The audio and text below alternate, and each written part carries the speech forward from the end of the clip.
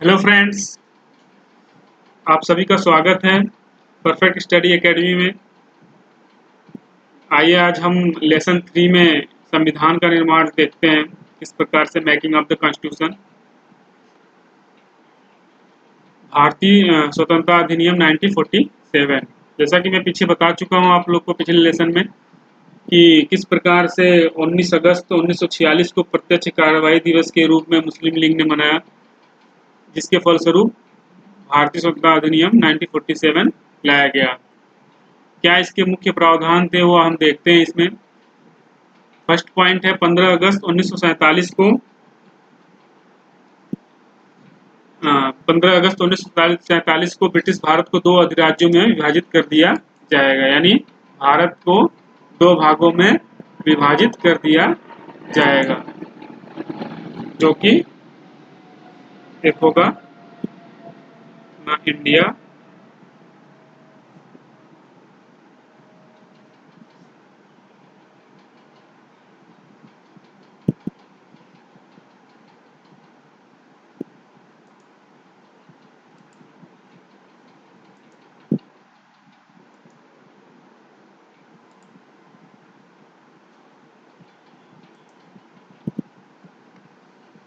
First होगा अपना India और दूसरा होगा पाकिस्तान।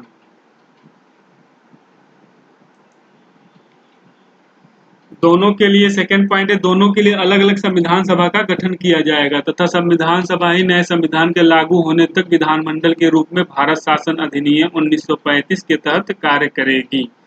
यानी यहाँ पर दोनों के लिए अलग अलग संविधान की बात हो रही है। देखिए, दोनों के लिए अलग अलग संविधान की बात हो रही है, लेकिन फिलहाल जो संविधान सभा है, जो चुने गए मेंबर हैं संविधान सभा के अंदर, वो ही किस रूल के तहत, भारत शासन अधिनियम 1935 के तहत कार्य करेंगे, यानी शासन व्यवस्था को संभालेंगे प्रेजेंट सिनेरियो में।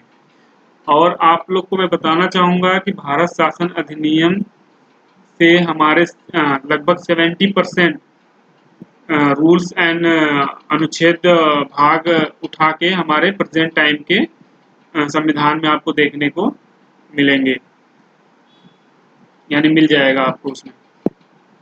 नेक्स्ट पॉइंट है, दोनों के लिए पृथक गवर्नर जनरल बनाए जाएंगे। तो भारत के लिए जो पृथक रूप से बनाए गए गवर्नर जनरल थे, भारत के लिए governor general Lord Mountbatten और प्रधानमंत्री के तौर पे पंडित जवाहरलाल नेहरू। और वही पाकिस्तान के लिए गवर्नर जनरल मोहम्मद अली जिन्ना, जिन्हें पाकिस्तान के संस्थापक के तौर पे भी देखा जाता है, और प्रधानमंत्री के तौर पे Liaquat Ali. Exam point of view से इम्पोर्टेंट फैक्ट्स हैं, इसलिए ये याद रखिएगा। और इसमें इम्पोर्टेंट पॉइंट ये है कि अगर पूछा जाता है कि स्वतंत्र भारत के प्रथम गवर्नर जनरल, तो लॉर्ड माउंटबेटन, और अंतिम भी लॉर्ड माउंटबेटन। अगर पूछा जाएगा कि स्वतंत्र भारत के भारतीय प्रथम गवर्नर जनरल, तो सी राजगोपालचारी, और अंतिम भी सी राजगोपालचारी। आइए आगे देखते हैं। मुस्लिम लीग के सदस्य पाकिस्तान में शामिल हो चुके क्षेत्रों के संबंध में भारतीय संविधान से अलग हो गए। अब सदस्यों की संख्या 389 से 299 हो गई। यानी ब्रिटिश जो मुस्लिम लीग के सदस्य थे, जो पाकिस्तान अलग हुआ, उनके सदस्यों को हटा देने के बाद हमारे सदस्यों की संख्या कितनी हो गई? 299। ब्रिटिश प्रांतों की 296 से 229 और देसी रियासतों की 93 से 70। यानी जो ब्रिटिश प्रांतों से चुन के आए थे 296 मेंबर, उसमें से जो मुस्लिम बहुल इलाकों से, जैसे कि मुस्लिम लीग के जो जीते हुए कैंडिडेट थे, वो माइनस कर दिए गए, तो 229 बचे ब्रिटिश प्रांतों के जो इंडिया के अंदर है। और देसी जो रियासतें थी टोटल 93, उसमें से जो रियासतें पाकिस्तान में पहले से मतलब पाकिस्तानी क्षेत्र में थी, वो पाकिस्तान में माइनस करने के बाद कितना बचा? 70। भारतीय संविधान का निर्माण, फर्स्ट पॉइंट इसमें देखते हैं। भारतीय संविधान निर्माण हेतु संविधान सभा की पहली बैठक 9 दिसंबर 1946 को नई दिल्ली स्थित काउंसिल चैम्बर के पुस्तकालय भवन में हुई। इसमें कुल टोटल कितने सदस्यों ने हिस्सा लिया? 211। यानी भारतीय संविधान के निर्माण की जो प्रक्रिया चालू हुई, तो संविधान सभा की बैठक इसको देखते हुए जो की गई वो 9 दिसंबर, ये डेट आपको याद रखना है इम्पोर्टेंट तौर से, 9 दिसंबर 1946 संविधान सभा की पहली बैठक नई दिल्ली स्थित काउंसिल चैम्बर के पुस्तकालय में हुई, जिसके अंदर 211 सदस्यों ने हिस्सा लिया। इसके अस्थायी अध्यक्ष डॉक्टर, ये अस्थायी वर्ड याद रखिएगा, अस्थायी अध्यक्ष डॉक्टर सच्चिदानंद सिन्हा, क्योंकि वरिष्ठतम थे, सबसे वरिष्ठतम। ये क्वेश्चन आया हुआ है कई एग्जामों में, यूपीएससी लेवल, एसएससी लेवल। फिर नेक्स्ट बैठक कब हुई? 11 दिसंबर 1946 को। 11 दिसंबर 1946 को डॉक्टर राजेंद्र प्रसाद को संविधान सभा का स्थायी अध्यक्ष और बी एन राय को संवैधानिक सलाहकार नियुक्त किया गया। यानी 11 दिसंबर को ये अस्थायी थे डॉक्टर सच्चिदानंद सिन्हा, लेकिन स्थायी तौर पे डॉक्टर राजेंद्र प्रसाद को संविधान सभा का स्थायी अध्यक्ष चुना गया और बी एन राय को संवैधानिक सलाहकार नियुक्त किया गया।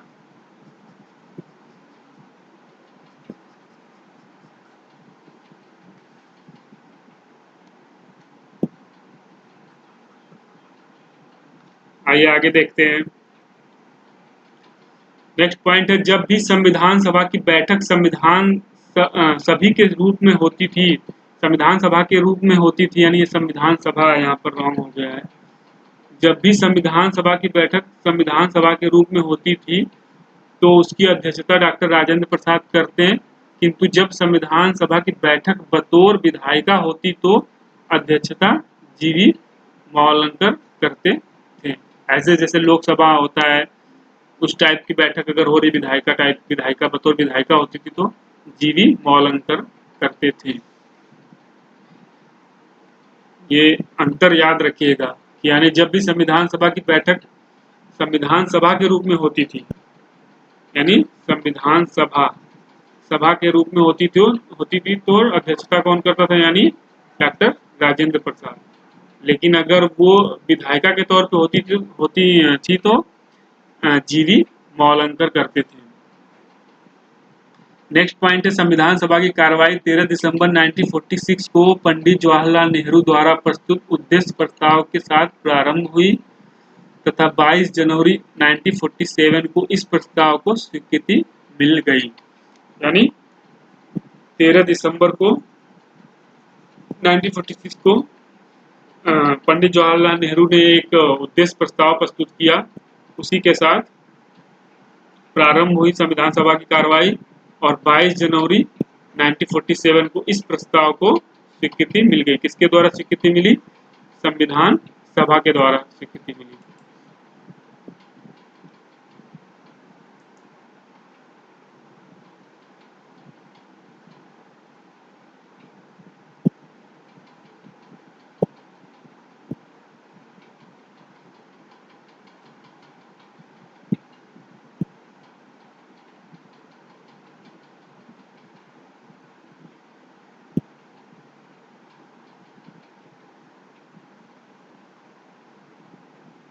यानी संविधान सभा के द्वारा 22 जनवरी 1947 को इस प्रस्ताव को स्वीकृति मिल गई।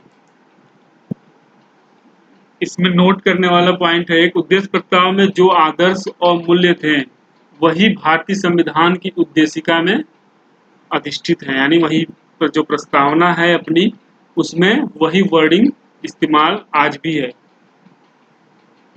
संविधान सभा की समितियां, संविधान निर्माण जब हमारा उद्देश्य प्रस्ताव पास हो गया तो उसके बाद संविधान सभा की समितियां बनाई गई। संविधान के निर्माण से संबंधित विभिन्न कार्यों को करने के लिए कई समितियों का गठन किया, जिसमें से कुछ प्रमुख समितियां निम्न हैं। उनके बारे में हम बताएंगे आपको कि कौन कौन समितियां हैं जिन्होंने संविधान को बनाने में अपना महत्वपूर्ण रोल अदा किया, क्योंकि सबको अलग अलग कार्यभार दिया गया था। मुख्य समितियां जो मुख्य रूप से हैं वो इस प्रकार हैं। प्रारूप समिति सबसे इम्पोर्टेंट, जिन्होंने संविधान के प्रारूप को तैयार किया, उसके अध्यक्ष कौन थे?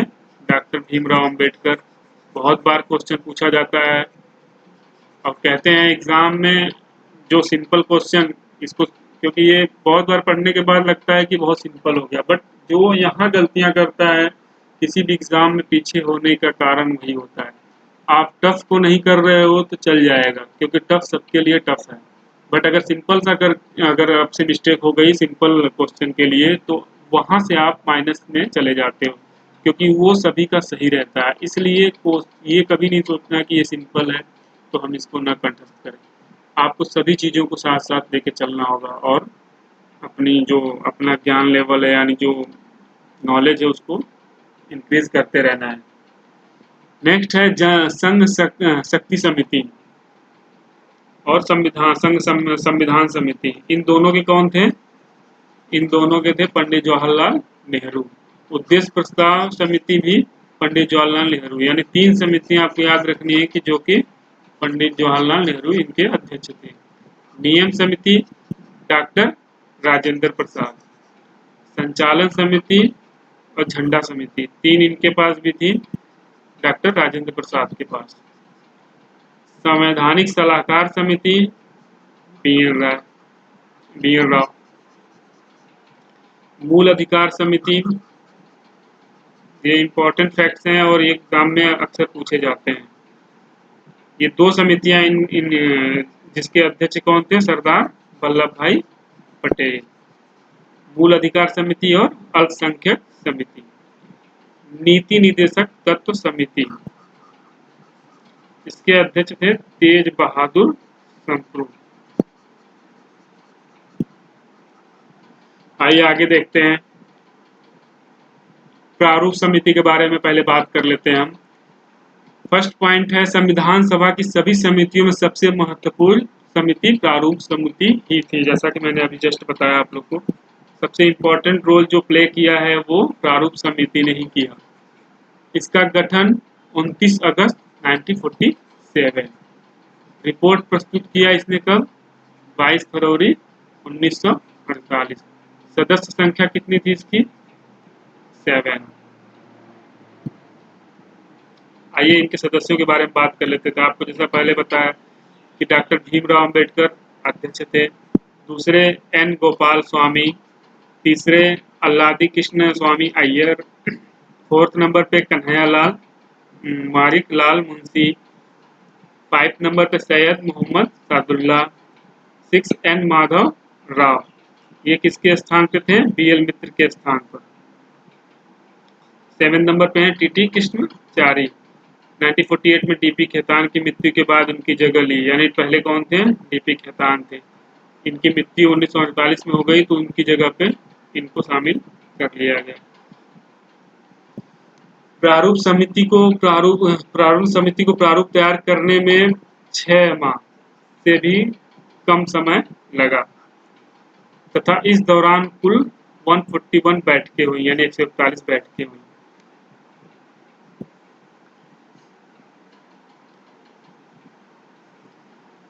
आइए आगे देखते हैं। संविधान सभा द्वारा इस प्रारूप पर विचार के बाद बड़ी संख्या में आलोचनाएं, टिप्पणियां व सुझाव दिए गए।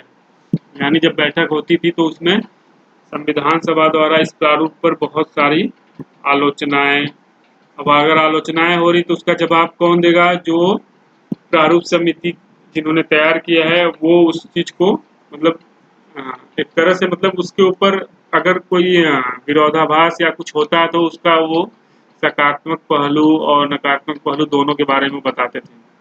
तो बड़ी संख्या में आलोचनाएं, टिप्पणियां और सुझाव दिए गए कि ये चीज ये नहीं होना चाहिए, इसकी जगह पे ये होना चाहिए।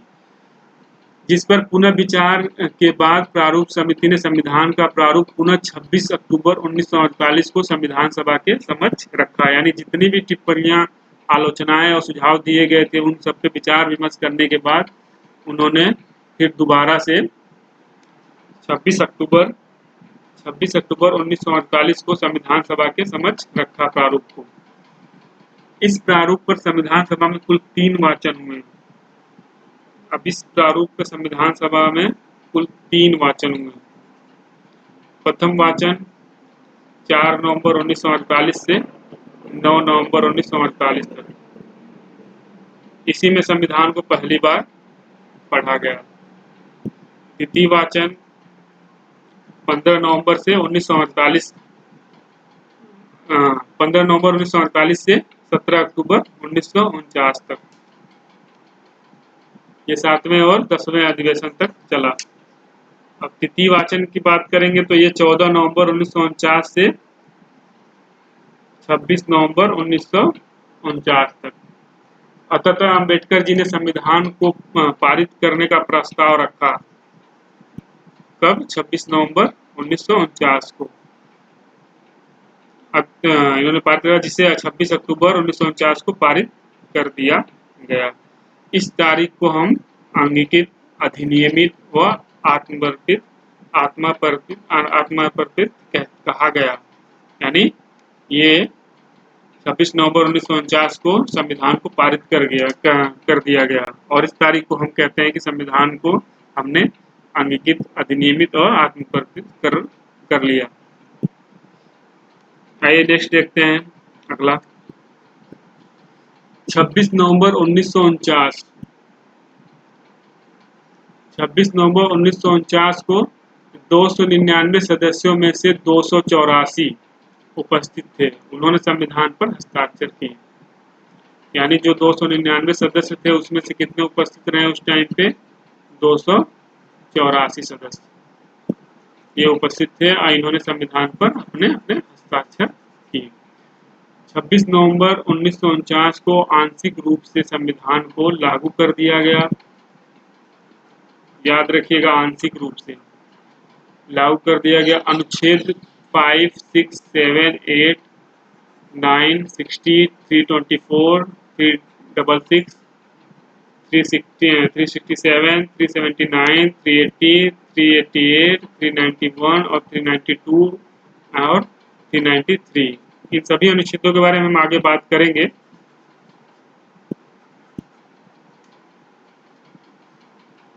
छब्बीस नवंबर 1949 को अपनाए गए संविधान में प्रस्तावना 395 अनुच्छेद, 8 अनुसूचियां और 22 भाग थे। यानी उस टाइम जब ये लाया गया 26 नवंबर 1949 को, तो उस टाइम उसमें प्रस्तावना 395 अनुच्छेद और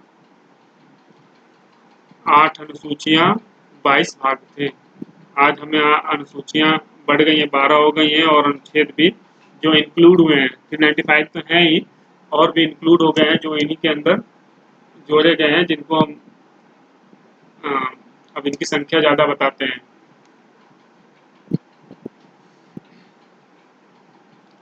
नेक्स्ट पॉइंट है, पूर्ण रूप से संविधान 26 जनवरी 1950 को लागू किया। इसका रीजन क्या था? क्योंकि 26 जनवरी 1930 को भारतीय राष्ट्रीय कांग्रेस द्वारा लाहौर में रावी नदी के तट पर पूर्ण स्वराज दिवस मनाया गया था। इसी को मद्देनजर रखते हुए कि हमने उस दिन पूर्ण स्वराज दिवस मनाया था, तो हम 26 जनवरी 1950 को इसको लागू करेंगे। जैसा कि मैं बता चुका हूँ कि आंशिक रूप से संविधान को लागू कर दिया गया था 26 नवंबर 1949 को, बट पूरी तरह कब लागू किया गया? 26 जनवरी 1950 को। इसका रीजन ये है कि 26 जनवरी 1930 को भारतीय राष्ट्रीय कांग्रेस द्वारा लाहौर में रावी नदी के तट पर पूर्ण स्वराज दिवस मनाया गया था। संविधान का निर्माण 26 नवंबर 1949, संविधान लागू जैसा जस्ट अभी बताया 1950, यानी 26 जनवरी 1950। संविधान पर पहला हस्ताक्षर किसने किया? जो संविधान सभा के अध्यक्ष थे, डॉक्टर राजेंद्र प्रसाद। संविधान पढ़ने में लगा समय 2 वर्ष 11 माह और 18 दिन। और कुल खर्च कितना आया इस पे? लगभग 63,96,729 रुपए। 63,96,729 रुपए का एक्सपेंस आया इसके खर्च। चलिए आगे देखते हैं संविधान सभा के अन्य कार्य। अब संविधान सभा के हम जो अन्य कार्य थे उसके बारे में बात करेंगे। इसका फर्स्ट पॉइंट है, इसने 22 जुलाई 1947 को राष्ट्र ध्वज को अपनाया। यानी जो हमारा राष्ट्र ध्वज है उसको इन्होंने 22 जुलाई 1947 को अपनाया।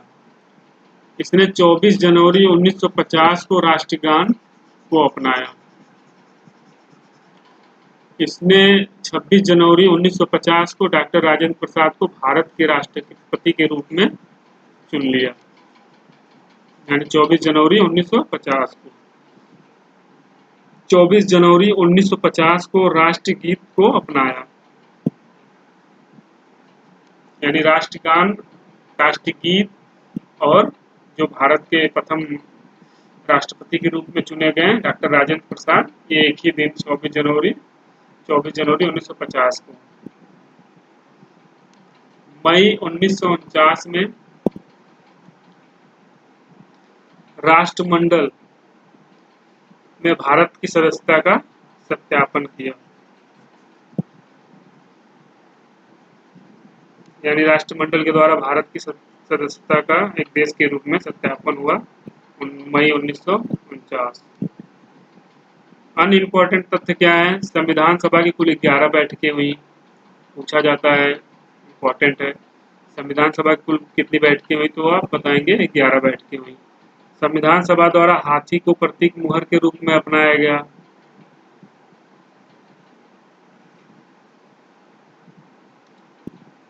प्रेम बिहारी नारायण रायजादा भारतीय संविधान के प्रमुख सुलेखक थे, मतलब उसको लिखने वाले।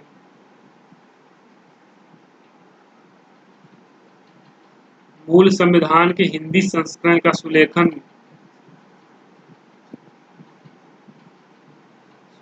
बसंत कृष्णा वैद्य द्वारा किया गया।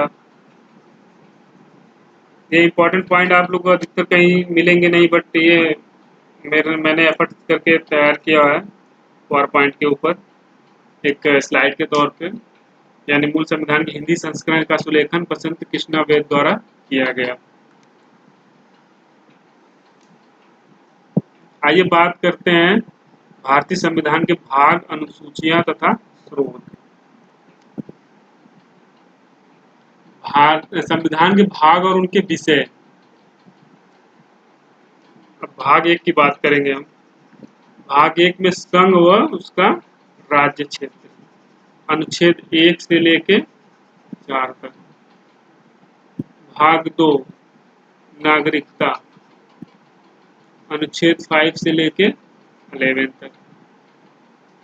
भाग 3 मौलिक अधिकार, इम्पोर्टेंट। इन सभी के बारे में विस्तार पूर्वक हम पढ़ेंगे, ऐसे अभी बता रहा हूँ मैं कि हाँ ये अनुच्छेद इतने इतने भाग में है और क्या क्या पॉइंट है, क्या क्या इम्पोर्टेंट चीजें हैं। जैसे मौलिक अधिकार 12 से 35 अनुच्छेद। भाग 4 राज्य के नीति निर्देशक तत्व, 36 से 51, यानी 36 से 51। भाग 4 का मौलिक कर्तव्य, 51 का। इसे ये पहले से नहीं था, इसे 42वें संविधान संशोधन 1976 द्वारा, मतलब ये अमेंडमेंट करके संविधान में इसको 1976 द्वारा ऐड किया गया। 42वें संविधान संशोधन द्वारा 1976 में जोड़ा गया। भाग 5 में संघ की कार्यपालिका, न्यायपालिका और विधायिका, 52 से लेके 151। भाग 6 यानी भाग 6 राज्य की कार्यपालिका, न्यायपालिका और विधायिका, 152 से लेके 237। भाग 7 पहली अनुसूची के भाग ख के राज्य,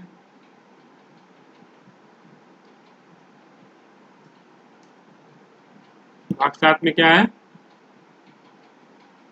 पहली अनुसूची के भाग ख के राज्य।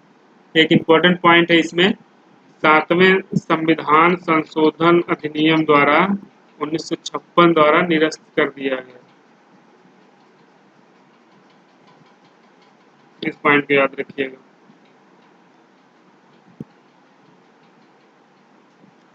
भाग 8 में संघ राज्य क्षेत्र, 239 से लेके 242।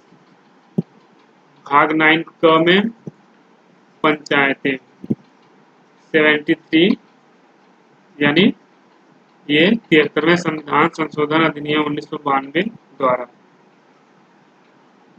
ये ऐड किया गया है।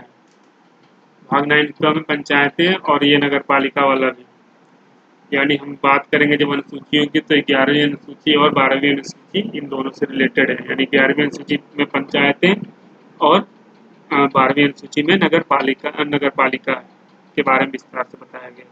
तो ये भाग 9 में पंचायतें 73 में संविधान संशोधन अधिनियम 1992 द्वारा 243 से लेके 243 तक। और जो हमारे भाग 9 ख है नगर पालिकाएं से 74वें संविधान संशोधन द्वारा 1992 243 त से लेके 243 6 तक।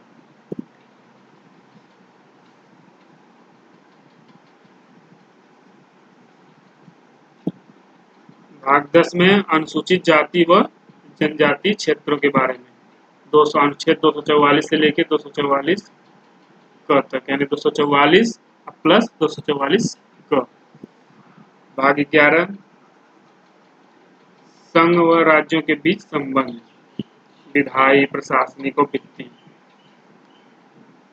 जब सूचियां पढ़ेंगे तो उसके बारे में भी बताया जाएगा। और 245 से लेके 263 संघ और राज्य के बीच संबंध, कैसे क्या क्या चीजें बांटी गई, क्या संघ सूची में, क्या राज्य सूची में और क्या समवर्ती सूची में। जिसपे संघ समवर्ती सूची में जो चीजें होती हैं उस पे दोनों यानी संघ और राज्य दोनों से रिलेटेड रहती हैं।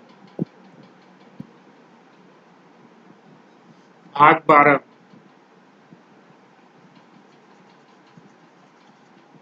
वित्त संपत्ति संविदाएं वाद, अनुच्छेद 264 से लेकर 300 तक। यानी आपको ये पता होना चाहिए कि मूल अधिकार पहले संपत्ति का अधिकार पहले मूल अधिकार था, लेकिन बाद में उसे हटा के एक कानूनी अधिकार बनाते हुए उसे 300 क में रख दिया गया। भाग 13 भारत के राज्य क्षेत्र के भीतर व्यापार, वाणिज्य व समागम, अनुच्छेद 301 से लेके 360। भाग 14 संघ एवं राज्यों के अधीन सेवाएं, 308 से लेके 323। भाग 14 का अधिकरण ट्रिब्यूनल्स, ये 42वें संविधान संशोधन अधिनियम 1976 द्वारा शामिल किया गया। अब 42वें संविधान संशोधन को हम एक मिनी कॉन्स्टिट्यूशन के तौर पे जानते हैं। इसे 42वें संविधान संशोधन द्वारा बहुत सारी चीजें ऐड की गई। भाग 15 निर्वाचन, 324 से लेकर 329 का। भाग 16 कुछ वर्गों के संबंध में विशेष प्रावधान, जैसे कि ओबीसी, एससी, एसटी और एंग्लो इंडियन। भाग 17 राजभाषा संघ और प्रादेशिक भाषाएं, 343 से लेकर 351। भाग 18 आपात उत्पन्न, 352 से लेकर यानी 356 360, यानी 352 से लेकर 360। जैसा कि आपको पता है 352 356 और 360 वित्तीय आपात तीनों अलग अलग तरह का आपातकालीन उपबंध है।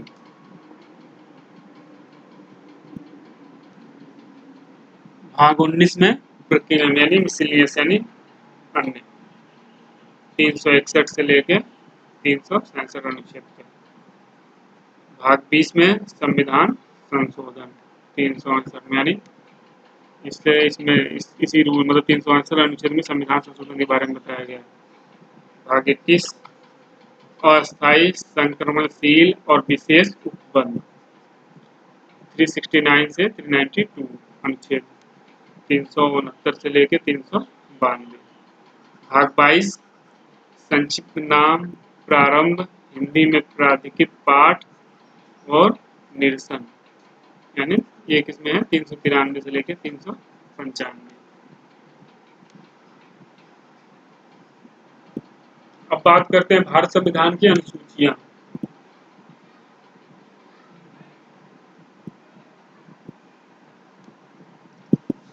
भारतीय संविधान की अनुसूचियां के बारे में बात करेंगे। पहली अनुसूची में सभी को पता होना चाहिए कि राज्यों और संघ राज्य क्षेत्रों के नाम और सीमाएं, यानी भारत की सीमाओं से रिलेटेड और उनके नाम, संघ क्षेत्रों और राज्यों के बारे में डिटेल। दूसरी अनुसूची भारत के राष्ट्रपति, राज्यों के राज्यपाल, लोकसभा के अध्यक्ष, उपाध्यक्ष, राज्यसभा के सभापति, उपसभापति, राज्य विधानसभा के अध्यक्ष, उपाध्यक्ष, राज्य विधान परिषदों के सभापति, उपसभापति, सर्वोच्च और उच्च न्यायालयों के न्यायाधीश और भारत के नियंत्रक एवं महालेखा परीक्षक के वेतन, भत्ते व पेंशन का उल्लेख। यानी कैसे याद करोगे इसे? मैंने तो एक ट्रिक बनाई थी कि वेतन 2, यानी वेतन किसमें है, इसे बोलते हैं ना कि वेतन दीजिए।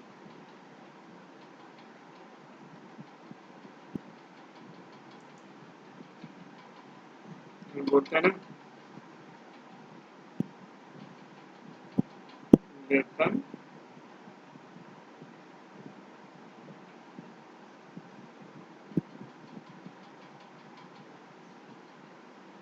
दो, ये किसमें है? यानी वेतन 2, यानी वेतन से रिलेटेड जो है वो अनुसूची 2 में।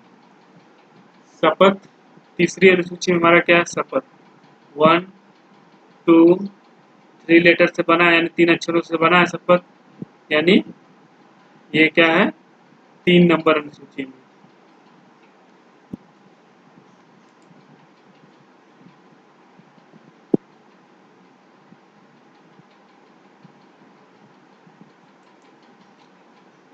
फिर बात करते हैं हम चौथी अनुसूची की।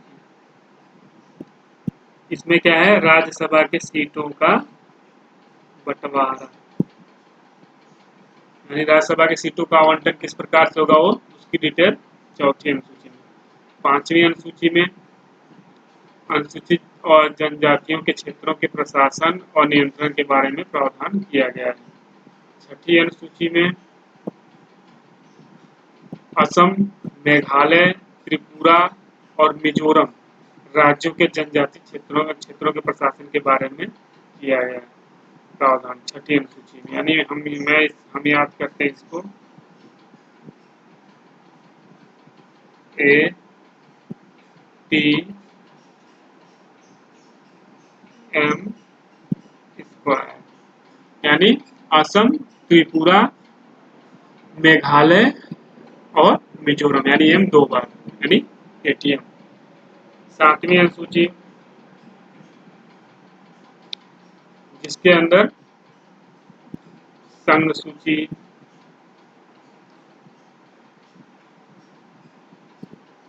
राज्य सूची व समवर्ती सूची। अब बताया जा रहा है इसमें कि पहले 97 थे, अब 100 सब्जेक्ट हो गए, यानी 100 विषय हो गए। इसमें पहले 66 थे, अब इसमें 61 हो गए। इसमें पहले 47 थे, अब 52 हो गए। मैं इसके बारे में बताऊँ। राज्य संघ सूची यानी केंद्र से रिलेटेड, संघ से रिलेटेड, राज्य सूची राज्यों से रिलेटेड, और समवर्ती सूची यानी जिसपे दोनों से मतलब दोनों से रिलेटेड चीजें हों, वो किसमें डाल दी गई? समवर्ती सूची में डाल दी गई। आठवीं अनुसूची, आठवीं अनुसूची में क्या है? भाषाएं, संविधान द्वारा मान्यता प्राप्त भाषाएं कितनी हैं अभी? 22। उस टाइम स्टार्टिंग कितनी थी? तो 18। नवीं अनुसूची, ये हमारा पहला संविधान संशोधन के द्वारा जोड़ा गया 1951 में।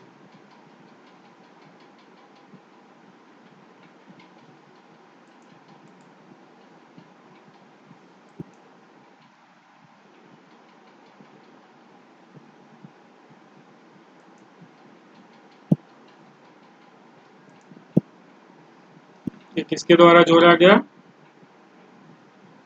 पहला संशोधन 1951 51 के द्वारा ऐड किया गया। 9वीं अनुसूची के बारे में विस्तार से बताऊंगा मैं आप लोगों को। फिलहाल ये जान लीजिए कि इससे पहले संविधान संशोधन यही हुआ था और 9वीं अनुसूची को जोड़ा गया था और उनमें इसमें वो सब्जेक्ट डाले गए थे जिसपे कोई भी न्यायालय के अंदर न जा सके।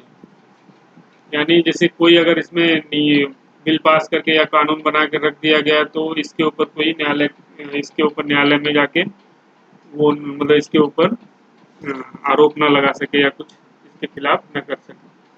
10वीं अनुसूची दल बदल से रिलेटेड ये हमारा आया 92 संविधान संशोधन अधिनियम 1985 द्वारा जोड़ा गया।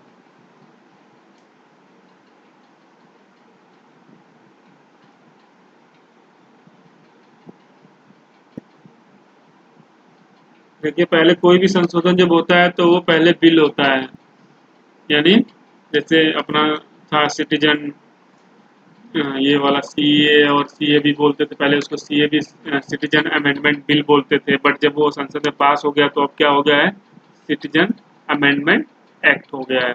तो उसी तरह यहाँ पर है संविधान संशोधन अधिनियम। अधिनियम कब बनता है, जब संसद पास कर देती है तब। तो 10वीं अनुसूची में क्या है, दल बदल से रिलेटेड। 11वीं अनुसूची पहले बताया मैंने, जस्ट पीछे क्लिक है। इसमें क्या है, पंचायतें, शक्तियां, प्राधिकार, जिम्मेदारियां, ये इसे 73वें संविधान संशोधन 1992 द्वारा जोड़ा गया। इसमें 29 विषय सम्मिलित हैं। 12वीं अनुसूची नगर पालिकाएं, शक्तियां, प्राधिकार व जिम्मेदारियां, इसे भी 74वें संविधान संशोधन द्वारा 1992 द्वारा जोड़ा गया। इसमें 18 विषय हैं। अगर ये याद हो जाता है तो और बढ़िया आप लोग के लिए।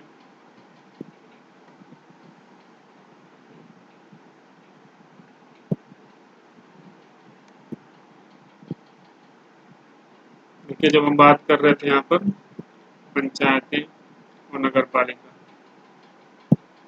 जो कि भाग 9 क में और भाग 9 ख में है, 243 से लेके 243 और 243 क से लेके 243 छ तक। तो इसे 73 74 संविधान संशोधन द्वारा जोड़ा गया है।